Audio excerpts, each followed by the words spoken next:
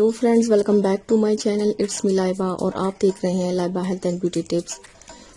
Friends, جیسا کہ آپ لوگوں کو پتہ ہے کہ کرونا وائرس اور بھی پھیل گیا ہے، بہت زیادہ تیزی سے بڑھ رہا ہے، اس لیے میں نے سوچا کہ کیوں نہ آپ لوگوں کے ساتھ ہوم میڈ سینیٹائزر بنانا شیئر کر دوں، کیونکہ وائرس جو ہے یہ ہم اپنی آنکھوں سے نہیں دیکھ سکتے، پتہ ہی نہیں چلتا کہ کس ٹائم ٹرانسفر ہوا ہے، کیسے لگ گئے، اس لیے اپنے آپ کی حفاظت کے لیے، اپنے آپ کو محفوظ کرنے کے لیے سینیٹائزر لگانا بہت زیادہ ضروری ہے۔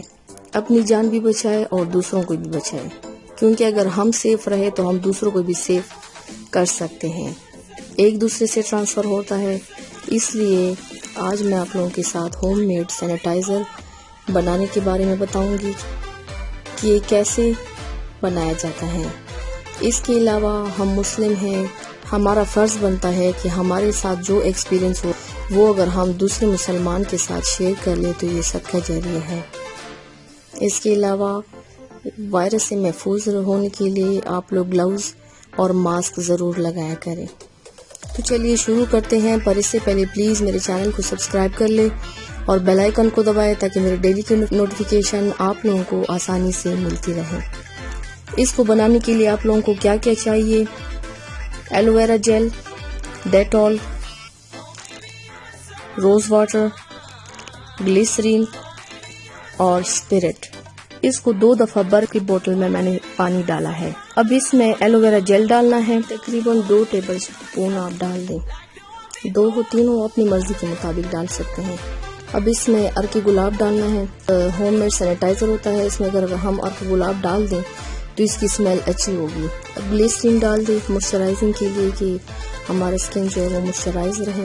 یہ کوانٹیٹی آپ اپنی مرضی سے ڈال سکتے ہیں، اگر زیادہ بھی ہو جائے تو کوئی مسئلہ نہیں۔